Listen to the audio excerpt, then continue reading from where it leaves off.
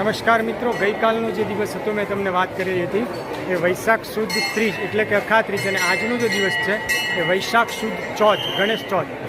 રૂદાતલની પાસે જે ગણપતિનું મંદિર છે ત્યાં આગળ વર્ષોથી વૈશાખ સુદ ચોથના દિવસે ભવ્ય લોકમેળો ભરાય છે. આ મેળાના દર્શનાર્થે દૂર દૂરથી દર્શનાર્થીઓ અહીંયા આવતા હોય છે. ત્યારે જે અમારા વેવાઈ શ્રી તુષારભાઈ પટેલ પણ અત્રે ઉપસ્થિત છે. અને તમે આ જે માનવ મેદની જોઈ રહ્યા છો, સવારથી લગભગ 5 વાગ્યાથી જ્યારે મંદિર ખુલે છે ત્યારથી માંડી અને રાત્રિના 12 વાગ્યા સુધી આ જ પ્રકારનું માનવ મહેરામણ આપને જોવા મળે છે. અહીંયા બાજુમાં હું તમને બતાવી રહ્યો છું કે હવન કુંડ છે. આ હવન કુંડની અંદર આપણે કોઈ હવન કરાવવાના હોય તો દૂર સુધીની ભીડ આપને બતાવવાનો પ્રયત્ન કરીશ. પોલીસ પ્રશાસન વ્યવસ્થા પણ અહીંયા આગળના દિવસથી રાખવામાં આવે છે. તમે પોલીસ કર્મચારીઓને જોઈ શકો છો. વૈશાખ સુદ ચોથના દિવસે દૂર દૂરથી શ્રદ્ધાળુઓ અહીંયા આવતા હોય છે. ત્યારે હું તમને દાદાના દર્શન કરાવવા માટેનો પ્રયત્ન કરીશ. અહીંયા જે પોલીસ કર્મચારીઓ છે એ પણ વ્યવસ્થાની અંદર એક સહભાગી હોય છે. એ પોલીસ કર્મીને આપ જોઈ રહ્યા છો. દૂર દૂરથી શ્રદ્ધાળુઓ.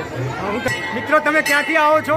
અમદાવાદથી. આ ગણપતિના દર્શનનું જે મહત્વ છે એના વિશે 2 શબ્દો આપ કંઈ કહેશો? આ ગણપતિ દાદાની જે ગણેશ ચતુર્થી આવે છે, આ ગણેશ ચતુર્થીના અંદર જે આજે માંડવી નીકળે છે, માંડવીના દર્શન અદ્ભુત હોય છે. આજના દર્શન એટલે મતલબ અદ્ભુત ચમત્કારી દર્શન હોય છે. આજના દર્શન જોવા માટે લોકો ક્યાંયથી આવતા હોય છે. આજના દર્શન એ અમૂલ્ય જે દર્શન થાય જે માગો એ મળી રહે છે. આજે દાદાના દર્શન એ અદ્ભુત છે. બોલો ગણપતિ દેવ કી જય. હું તમને દાદાના દર્શન કરાવવાનો પ્રયત્ન કરીશ. 2 મિનિટ. તમે મિત્રો દાદાના દર્શન કરી શકો છો અહીંયા.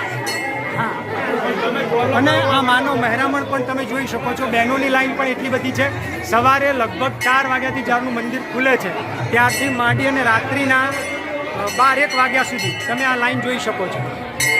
તો હજી બહાર પણ એટલી બધી લાઈન છે. ફૂલહાર દાદાને ચડાવવો હોય તો એની પણ વ્યવસ્થા અહીંયા છે. અને પેલી બાજુ હું તમને લઈ જઈશ.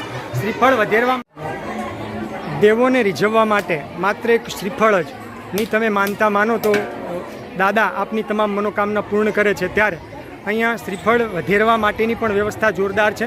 શ્રીફળ છોલ્યું ન હોય તો તમે આ મશીનની મદદથી તમે આ શ્રીફળને છોલી શકો છો. અને અહીંયા કયું ગામ છે ઝાલા આપનું? રૂદાતલ. તમે ક્યારથી આ સેવા આપો છો? 10. તો શું નામ આપનું? વિક્રમસિંહ. રૂદાતલના વિક્રમસિંહ છેલ્લા 10 વર્ષથી આ શ્રીફળ વધેરવા માટેની સેવા અહીંયા આપી રહ્યા છે. અમારું અમદાવાદથી જે મંડળ છે, શ્રી ગણેશ સેવા મંડળ, આકાશ મિત્ર મંડળ, ન્યૂ રાણીપ, અમદાવાદથી અહીંયા દર વર્ષે આ જગ્યા ઉપર 300 કિલો પાપડી આ વખતે લાવ્યા હતા અને લોકો માટે ચા નાસ્તાની વ્યવસ્થા કરેલી હતી.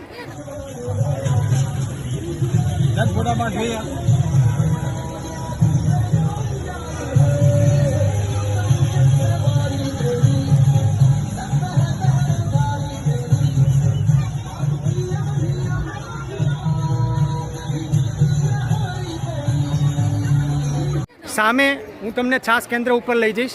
ત્યાં જઈ અને તમને રૂબરૂ બતાવવાનો પ્રયત્ન કરીશ. મિત્રો, તમે સામે જે બોર્ડ જોઈ રહ્યા છો, ખોડિયાર મિત્ર મંડળ અને દાતા છે સ્વર્ગસ્થ ચંપાબેન નાથાભાઈ પટેલ, કારોડિયા પરિવાર, મુકામ બાંટાઈ. છાસ પાણીનું સેવા કેન્દ્ર અહીંયા ઘણા વર્ષોથી આ રીતે મૂકવામાં આવે છે. અને અત્યારે દૂર દૂરથી જે શ્રદ્ધાળુ આવ્યા હોય છે, ઉનાળો ગરમીની મોસમ છે અને છાસ એટલે એક એવું પીણું છે કે ગરમીની અંદર આપણા શરીરને પણ રાહત આપે છે. મારા બાંટાઈના જે યુવાન મિત્રો છે એમને આપણે પૂછવાનો પ્રયત્ન કરીશું. શું નામ આપનું ભાઈ? ગોકુલ પટેલ. તમે અલ્પેશભાઈ, આ છાસનું સેવા કેન્દ્ર આપણે કેટલા વર્ષથી ચલાવીએ છીએ? લગભગ મને ખ્યાલ છે ત્યાં સુધી મને 38 થયા. હા, મને ત્યાં સુધી લગભગ 17-18 વર્ષ તો થઈ ગયા. 17-18 વર્ષથી.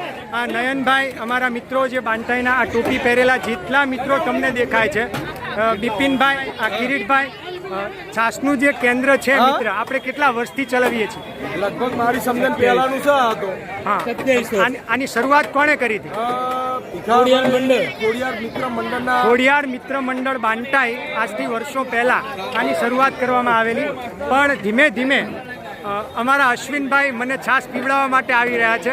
અશ્વિનભાઈ, આપણે દર વર્ષે કેટલા લીટર છાસ લોકો માટે સેવામાં લાવીએ છીએ? 2000 થી 2500 લીટર. 2000 થી 2500 લીટર જેટલી છાસ લગભગ બધાને પીવડાવવામાં આવે છે. અને અમારા વેવાઈ તુષારભાઈ પટેલ અને શૈલેષભાઈ પણ બિરાજમાન છે.